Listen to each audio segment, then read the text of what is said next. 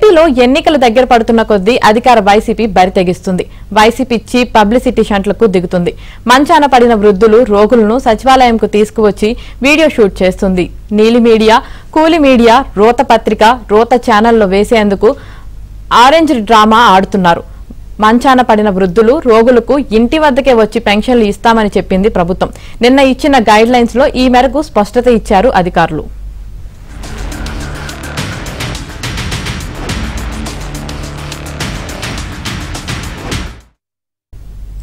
అయినా సరే వృద్ధులు, రోగులను మంచం మీద సచివాలయంకు తీసుకువచ్చి నానా హంగామా చేస్తుంది నీలి మీడియా, కూలి మీడియా.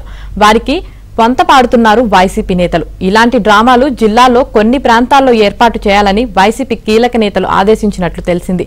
ఈ నేపథ్యంలో వైసీపీ సానుభూతి పరులను ఏరికోరి తీసుకువస్తున్నారు నేతలు.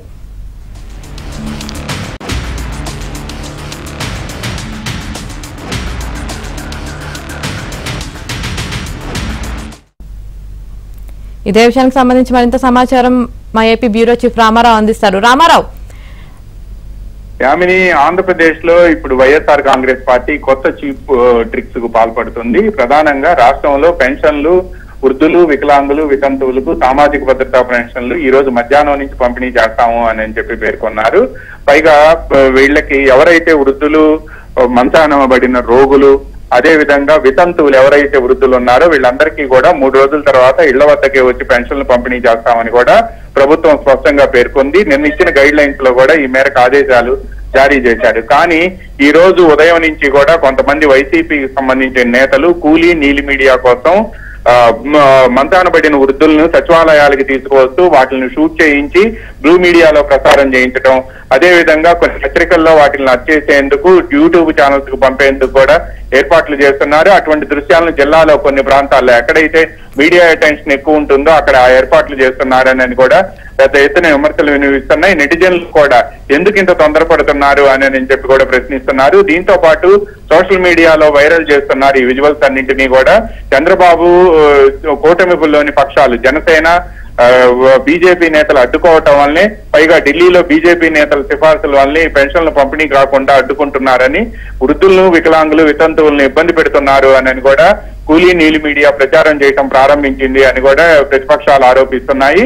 ఈ మంచానబడిన వృద్ధుల్ని, రోగులను, అదే విధంగా వృద్ధుల్ని కూడా సచివాలయాలకు తీసుకొస్తూ వాటిని షూట్ చేయించి బ్లూ మీడియాలో ప్రసారం చేయించేందుకే ఇటువంటి చీప్ ట్రిక్స్ కు పాల్పడుతున్నారు అని కూడా వాళ్ళంతా ఆరోపిస్తున్నారు. దీంతో పాటు మరో కీలకమైన అంశం ఏంటంటే ఈ రోజు మధ్యాహ్నం 2 గంటలకి నుంచి మాత్రమే పెన్షన్లు పంపిణీ చేసే అవకాశం ఉంటుంది. ఎందుకు అంటే నిన్న సాయంత్రం ఆర్బీఐ సెక్యూరిటీ బాండ్స్ నుంచి 4,000 కోట్ల రూపాయలు తీసుకున్న రుణం నిన్న సాయంత్రానికి ఆంధ్రప్రదేశ్ ప్రభుత్వ ఖజానాలో జమ అయింది.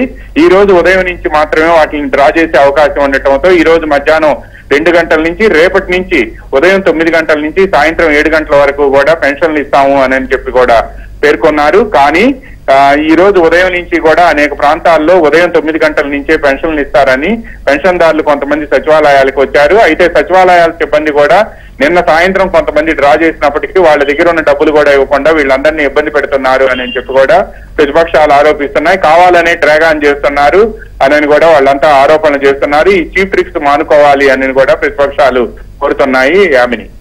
Right, thank you Ramarao.